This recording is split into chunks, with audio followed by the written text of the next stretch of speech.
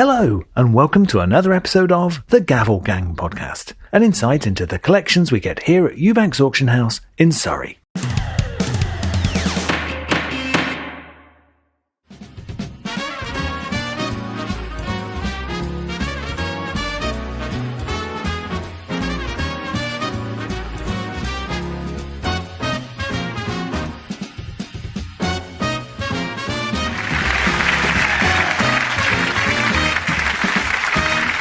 Hello, welcome to the Gavel Gang Podcast. This week, we are celebrating our upcoming autumn fine auction, which is here at Ewbank's on the 24th to the 26th of September. And the theme today is the late, great Sir Michael Parkinson. And today, we're going to be talking to some of the staff working here at Ewbank's on some of the fantastic lots coming up in that auction. First up, I'm talking to Ewbank's Nick Orange. Nick is Ewbank's watches valuer, and we're going to talk about this fantastic collection of Michael Parkinson's watches coming up for auction. We're here today to talk a bit about Sir Michael Parkinson, the late, great Sir Michael Parkinson, the greatest ever TV chat show host. Parkinson running for decades on various channels, but all the other work that he did, Desert Island Discs and all the various things he did on TV. His TV show, Parkinson, was voted the 8th greatest TV show in the history of TV by the BFI in 2000. But what's maybe less known about him, alongside his love of cricket and his great TV work, is his love of watches. Oh, absolutely. I remember first meeting Michael back in the late 1990s on the set for Going for a Song. And I was sort of intrigued at the time, a very dapper gentleman with a very nice wristwatch. And it just totally worked with his easy but very refined performance. It was actually a great pleasure to go on the show with him. So it's a great delight to be able to have the pleasure of looking after this watch collection and getting it ready for the sale. Fantastic. So we're selling a collection of watches that belong to Sir Michael at auction here at Ewbank's on the 24th of September. And we've got two of them in front of us here. Did you win on Going for a Song? How did you do? I won. I wouldn't say who my other competitor was, because she appeared a bit today, but I think we actually drew on the number of episodes we did with the luminaries of the time. But Michael Parkinson was fantastic and a very down-to-earth gentleman, and made us very, very at ease, which when you're suddenly doing a national show was quite a big ask in your formative years. But it was actually a joy to work on that programme with him. Nick, you're our watch specialist here at Ewbank, so I'm giving you a proper introduction here. So you know everything and anything there is to know about wristwatches. We've got two of Sir Michael's wristwatches here. What have you brought along for us to look at? I brought along really two watches. I picked this particular watch, which is the Rolex Day Date in 18 karat gold. The reason I picked this watch is when Rolex introduced it in the mid-50s, it was a groundbreaker because it showed the day of the week and the date. Through the intervening years, it's been worn by many of the great presidents, such as Obama, the Dalai Lama, and you could go on with a who's who. And very interestingly, Michael Parkinson had also interviewed a lot of these people. So I thought it was very fitting that the watch of presidents should feature in this little discussion, Andrew. It's a fantastic piece of design. It hasn't changed over the years.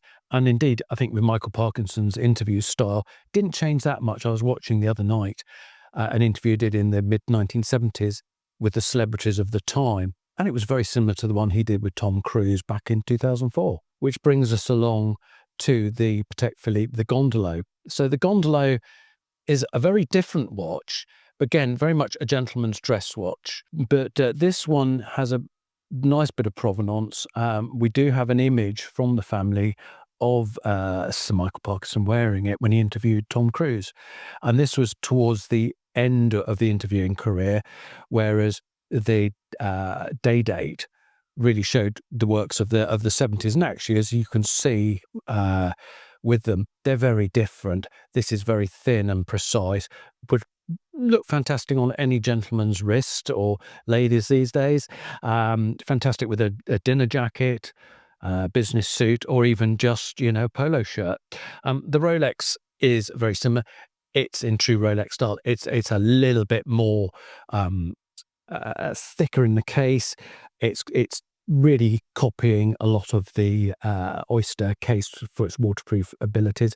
But in this instance, the 18 karat gold set against that dial is just a fantastic item to wear. Nick, onto the question of what we think these will fetch. We've put estimates on these in advance. How have we estimated these for auction? Where do you think we'll go with them? I would be very hopeful we exceed our expectations. The estimates very much reflect the watches as they have come into us. Sadly, I think due to sort of the family movements, we haven't got all of the paperwork for them. So really, we've looked at an estimate to reflect that, but they are an absolutely superb order, and hopefully the sky's the limit for us. And the unknown, I guess, with something like this is where they go as a result of the provenance. I mean, we've got a picture of Sir Michael wearing the Patek, haven't we, with Tom Cruise? With Tom Cruise, and that will feature in the catalogue entry. And who knows where it will go? Will it be an overseas buyer? What I have found, and this has been the really interesting thing, Andrew, is the number of telephone and online inquiries we've had right across our customer base from people who collect all different fields with us, from the worlds of entertainment through to the jewellery side of it, people interested in watches. But they've all had a fascination because there was a draw with Michael Parkinson's connection to them. So much so that we've offered similar watches in the past, and I don't think I've ever had so many inquiries. Fantastic. Well, it would be remiss of us not to get a plug in as well. You are our watch valuer here. If anyone's thinking of consigning a watch for sale, is there anything they should look out for, or can they get in touch with us, book an appointment? If you're looking to sell a watch or a pocket watch, do go onto our website and send us a valuation request. I'd be delighted to have a look at that. Send me some photos, and we'll always come back to you with an idea on what we think it should fetch at auction. I'm really excited to see these go under the hammer, Nick. The actual pleasure is to see them coming up under the hammer and hopefully finding, a new home where they'll be, cherished as much as they were by the late Michael Parkinson and his family. Nick Orange, thank you very much. Thank you, Andrew. Next, I caught up with Steve Porter. Steve is Ewbank's head photographer. We talked a bit about Parky and also about photography here at Ewbank's auction house.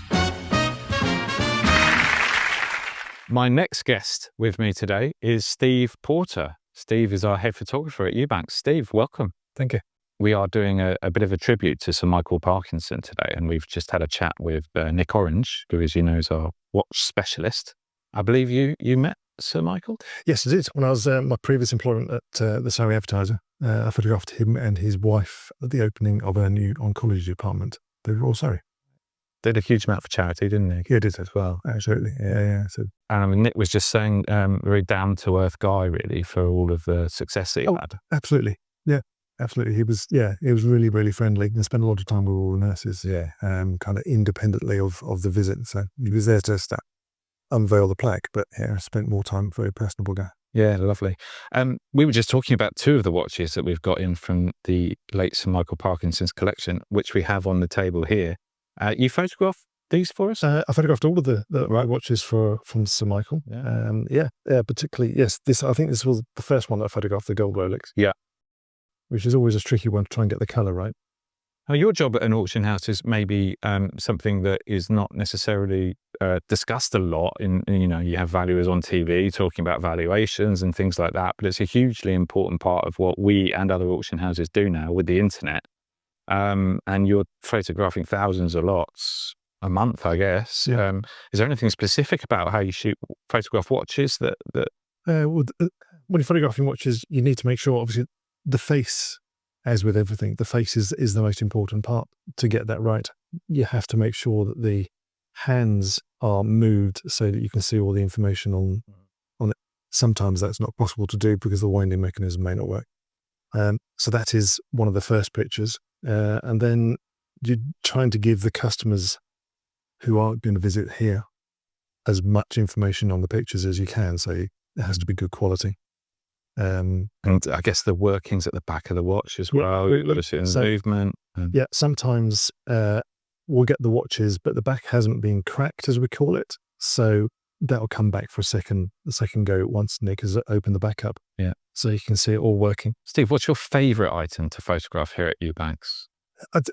It varies. It literally does vary because I really enjoy doing the jewellery because it's something in my world that I've not really done before. Yeah. The macro work, but it literally could be anything.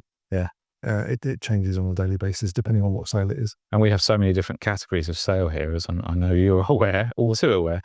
So you, Beth, and the other photographers that we have here working on an ad hoc basis are taking an awful lot of photos, from memorabilia to watches, jewellery, antiques, fine art. Yeah. You're always busy, right? Yep. Yeah. Absolutely. So Beth and I try to photograph between 50 and 60 items a day. Wow. Yeah. But it's not just single image.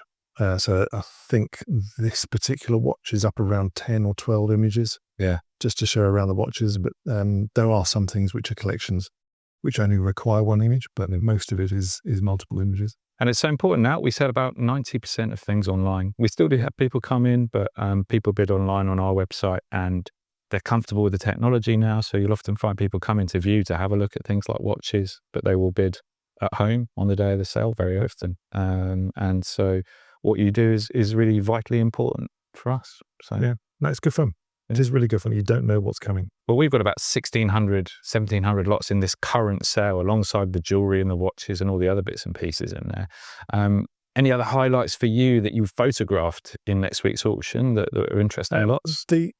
I've photographed some silver stamp applicators, which is a group of 9, I think it was, which is in a box, which has been, I've not seen them before. And it was really interesting to photograph because they are the size or slightly larger than a stamp. There are 9 of them together, all sprung loaded and fully marked on all sides. They're really nice, those, aren't they? Yeah. A lot of the silver these days is sold on weight, but those certainly aren't, because they're a really rare and collectible set. So maybe we'll have a little look at those at the moment. We really hope that someone's not going to buy it specifically on weight. It really has to be used or to go to a good collector. Fantastic. Steve, really nice to speak to you. Thank you very much. Steve Porter. Next up, I caught up with Jackie Weller. Jackie looks after the stamps for us here at Ewbanks. Amongst other things, we caught up to talk about some lots we've got coming up in our stamp auction, which is on Thursday, the 25th of September. Hi, Jackie. Hi, Andrew. Nice to speak to you. And you. So we were going to talk today about some of the stamps. Yes, we've got an exciting auction coming up. We've got, as you can see, 58 lots this time. So yes, but I've tried to select a few things today, which most probably covers some of the things we were talking about this week, about how we go about valuing stamps, what makes stamps special. And these are some of my favourites. So I thought it'd be quite nice to show you some of the things I found quite interesting as we've been going through. Well, let's get into it then. But maybe just before we do, tell us a bit about how you got into stamps. How long have you been interested in? Do you collect yourself? Yes, I do. I collect mainland Europe, which is why some of these are quite interesting to me. I've been collecting for over 50 years now. So myself and Robert, who's the other valuer in the team, we have probably about a combined knowledge of about 100 years of collecting, which is quite frightening, really. But my father was a collector, and he got me into it as a youngster. I've done trading. I've had a stand up in the West End in Charing Cross.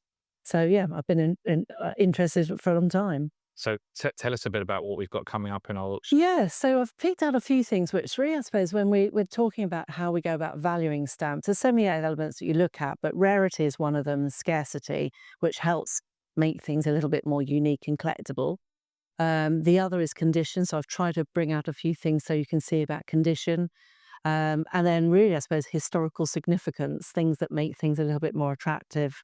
And sort of eras that are very popular still in the market. So these are the items I've picked. If I start over here, the first lot is quite topical. It's Ukraine, as it is today, but it was Odessa. This is a great collection of covers that goes through from pre-stamps, so we're talking 1846, all the way through. And the owner of this collection, unfortunately, is no longer with us, but there's quite a lot of history around some of these collections he's put in. But he was a senior member of the Russian Society, himself lived in St. Petersburg, and also had spent quite a bit of time, I think his family are Latvian, so there's a real affinity to the region. And he did a lot of exhibits in London, so at Stampex, which was one of the big exhibitions in the UK. So we take us all through from about 1846. And what's really lovely is you're plotting the history, and this guy has actually gone through so much detail about where the covers have come from, where they were posted to, which post offices. And it works its way through, all the way through, really, I suppose, into the first postal covers. How does something like this, the level of detail that we see here, which is, I guess, is quite unusual? Yeah, you do a lot of research. You have to do a lot of research. So I've done quite a bit of research on the next lot we're going to look at. You have to there's a lot of forums out there, and there's a lot of people that specialize in different elements. But you just have to network and try and find out. There's a lot of old books on stamp collecting, which were done by very famous people like Churchin and things. And they do provide a lot of the governance for you by which to research. Yes, there are lots of catalogues today, like the Stanley Gibbons catalogues, but you really want more detailed information. And you really, belonging to society means there'll be other people with that depth of knowledge, and you can share that knowledge together. And that's what this guy's done. And it's just a magnificent document. It's one of those things that, it's quite a specialist collection. We've put it in sort of £100 to £200. It could go for a lot more than that. Sure. It really depends on two people wanting Odessa history, really. Fantastic. Interesting lot. Yeah. So going back in history, if we look at the Russian Revolution and emancipation, the Russian postal system consisted of two postal systems back in the 1860s. Basically, after Reformation, they have an imperial post, which has always been there, but they created a local postal system called a Zemsov. And basically, there are about 3,000 different of stamps available at that era from so many different districts. Wendon is one of those. It was never formally recognised as a Zemsov stamp, but it has the same sort of history in that it is a local stamp, can only be used in the district. It was really aimed for people who are in more rural communities to be able to get post around. And therefore, only if the post was in that region could they use that stamp. They couldn't use it outside of their area. They would then have to have an imperial stamp on the cover. So it's quite a nice little collection, really. And this guy, they were very short-lived. Obviously, when the revolution happened, they were disbanded. And now that's part of Latvia, so it's completely different countries, known as CC now. So it starts off with the essays, and then basically we talk us through each level of the stamps that came out. And in fact, it went on for 12 issues, and we go the whole way through in this collection until the 12th stamp, which is the last stamps that were ever issued. And then basically the revolution happened, and that was where it ended. So from a historical point, this has got a great factual collection again. It's very, very niche. But what makes this collection quite special is amongst all of this, as we were going through the research, in amongst the covers, there is this cover here, which features the 11th issue stamp. And what is special here is it says here, ex Fabergé. So if we go back in history in the late 1800s, basically, as we all know, Fabergé is synonymous with the jewellery industry and the inventor of the egg. Yeah. And this gentleman would have purchased potentially this cover from the Fabergé collection, Right. which would either be Atherton or his son Oleg. And it just gives it a little bit more provenance and history. Now, obviously, we can't actually expedite this. We haven't got the in-house skills here. But actually, this cover, if it's purported to say that, means it has once been in that collection. Yeah. It would seem that when he escaped Russia in 1927, a lot of his stamp collection went with him. And in fact, it funded the rest of his life in Helsinki. And I believe it was sold in 1939 in Harmers in London. So it's a really nice, clever. And again, you've got the two stamps here, one which is the local stamp and one which is the imperial stamp. So it makes it quite an interesting cover. What's your estimate on this lot, Jackie? 200 to 400. I think it will do better than that. I think it's one of those, again, it's one of those auction lots which someone's got to want it and have the passion that I've got for it, as you may have gathered. Yeah. So we've got a few little things here, and we've got some very large lots. So we've got a lot of mint stamps, GB mints, some of them up to about £12,000 face. What does that mean for people in terms of when you talk about face value, Yes. tail value? So Times you see in the UK, obviously there's two types of stamps: commemorative stamps, which are issued around different things. Recently, you might have Dame Shirley Bassey stamps, or you've had James Bond stamps, and those are still legal tender. And what happened around about late 1990s, early 2000, we moved to what we call first, second, and E class. Yeah. And because they have the word first, they're actually they're inflation proof. So as postage has gone up over that time, so has that stamp's value in terms of it being put on an envelope. So today it's £1.70 for a first class stamp. Back in 1999, it would have been a lot less. Yeah. So it's not like banknotes. They don't change and update them. If you've got a first class stamp, at the moment, the Royal Mail still honours them, Yeah. apart from what they call the Mason stamp or definitive, which have now become no longer available. Sure. And you obviously use the barcoded stamps for those. But as a result of it, these have commercial value rather than necessarily collectible value. Sure. Obviously, I think we all know that there's not as many collectors out there was many years ago. Yeah. And what's happening is a lot of people are selling collections, which are quantity, not necessarily the quality, but it's the quantity of what we call modern mass-produced stamps. And as a result of that, it really has not as much value as people, I think, perceive it would have. Sure. But it still sells at the right price. Sure. And that's really what we're looking at. So we talked about things which maybe have certification or provenance behind them. Yeah. These are a good example. There's many companies that specialize in these productions. But what they do is they put together a professional binder to someone that wants to collect a particular stamp. So we've got a few in the auction. We've got a penny black, a tuppenny blue. But this is quite a nice set because it's a complete King Edward VII UK stamps all the way through from a halfpenny to £1. And if you can think about it, what would you have been posting in those days to use a £1 stamp? And that's why some of these higher values have more value, Right. because they weren't as used as much, because people wouldn't have been using them, because you wouldn't have, the Queen Victoria £5, what would you have been posting in those days to have a £5 stamp? And that's why you don't get them commercially used very well. This is a littlest stamp we have in the collection. It's penny black, obviously the first stamp, and it's 1840s. I think most people at home will know the name. Penny And black, it'll mean yeah. something. So it's the first stamp, and obviously we invented stamp. It's the first stamp.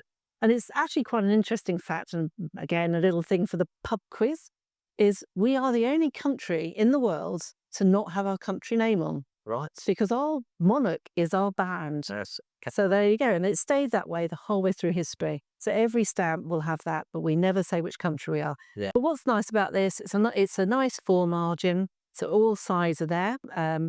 It's got a Maltese Red Cross, and it's a nice little number. It's not expensive. It was probably about £80. I would have said 80 to 120. But it's just a nice little condition. And again, when someone's wanting one of the earlier stamps, that's a really nice little number to have. Yeah. And this is just a very small collection, but it's a very clean collection, which I think again is another thing. Where you store your collection is so important. Right. Yeah. No, don't put it in ambient temperatures. Don't store it in your loft. Don't put it in the sunlight. Don't put it in a smoky environment. But otherwise you will get toning, discoloration, Sure. and that will severely affect the value. Yeah. And what's so nice about this is there's a number of pieces here, but it's mainly George, and it's just complete sets. They are lightly mounted, so they're not in A1 condition, but lightly mounted is acceptable. But we've got the whole way through to the £1 or the $1, depending which country we're looking at. But it's a really lovely little collection. And to the untrained eye, which I am with this stuff, this looks in good condition. It is, yes. Yeah. It's singularly mounted. I haven't got my tweezers here, but if you just gently turn it up, you will see there's only one single mount. Yeah. It's not been multiple hinged. It is singular hinged, which makes it lightly mounted. And it's lovely and clean. It's been kept in a really good condition. And it's a very, very collectible period. Pre-Queen Elizabeth most probably is the period that you want to collect. And it's just gorgeous. Silver wedding stamps. A lot of people just collect these stamps across the whole of the Commonwealth. Yeah. So really lovely condition. I think this is going to do very well. We've put it in at 200 to 300, but I think it will do well because we have a big Commonwealth base here. Yeah, fantastic. Well, this is all coming up for auction on Thursday, the 25th of September, but we're taking consignments now. We have these sales quarterly. Yep. So December's our next one, so we've already got a couple of lots come in this week. get in touch with us, Yep. pop us over an email, and Yeah, Jackie and the have a team look. would be happy to have a look. Yeah. Thank you very much, Thanks, Jackie. Thanks. Thank you. Thank you for joining us here on the Gavel Gang podcast today. Thank you to all of my guests. And it's good night from me. No, that's the two running. Thank you for listening to the Gavel Gang Podcast. If you've enjoyed what you've heard, please subscribe and take a look at the Ewbank's website for more information on this and upcoming auctions. Until next time, going.